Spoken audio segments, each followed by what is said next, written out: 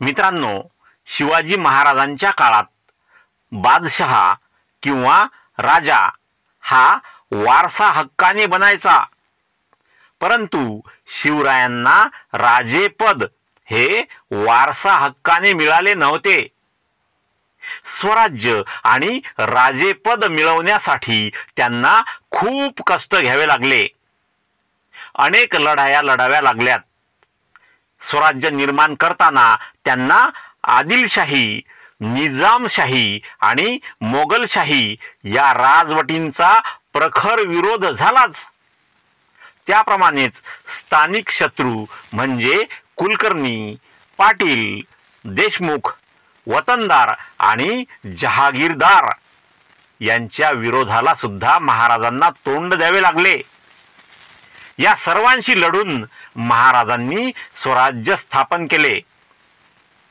शिवाजी महाराजांच्या पूर्वीच्या काळाचा अभ्यास केल्यास असे समजते की त्या काळात एका राजाच्या विरोधात दुसऱ्या राजाची लढाई होत असे। या राजांच्या लढाईत सर्वसामान्य जनतेला काहीही घेणे देणे नसायचे। लढाई फक्त राजांची आणि त्यांच्या सैन्याची होत असे।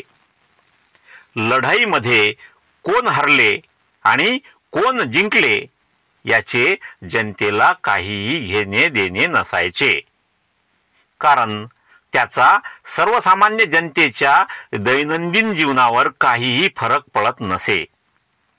कोणीही जिंकले आणि कोणीही राजा झाला तरी कष्टकरी वर्गाचे कष्ट, त्यांच्या यातना सारख्याच राहायच्या। वर्णाश्रम, शिवाशिव, विषमतेने ग्रासलेला समाज आणि त्या समाजाच्या दुःखामध्ये काहीही फरक पडत नव्हता। मात्र छत्रपती शिवाजी महाराजांच्या बाबतीत परिस्थिती वेगळी होती। शिवरायांनी निष्ठा आणि क्षमता या गुणांच्या आधारावर 12 मावळातून मावळे जमा केले। सर्व जाती धर्माचे सहकारी त्यांनी सोबत घेतले। वर्णाश्रम व्यवस्था, जाती जातीतील उच्च नीचता यांना कोसो दूर ठेवून 18 पगड जातीच्या लोकांची फौज त्यांनी उभी केली आणि या सैन्याला घेऊन अनेक लढाया ते लढले। जहागीर, इनाम, वतन ह्या पद्धती शिवरायांनी बंद करून सैनिकांना रोख पगार देण्याची पद्धत सुरू केली।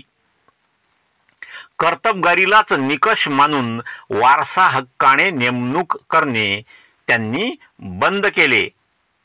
त्यामुळे समाजातील सामान्य वर्गातील लोक स्वराज्याच्या सैन्यात सामील झाले। जात-पात बाजूला ठेवून महाराजांनी गुणवत्तेची पारख करून सामान्य वर्गातील अनेकांची मोठमोठ्या जबाबदारीच्या पदावर नेमणूक केली। या सर्व गोष्टींमुळे रयतेमध्ये महाराजांबद्दल भक्कम अशी विश्वासाची भावना निर्माण झाली।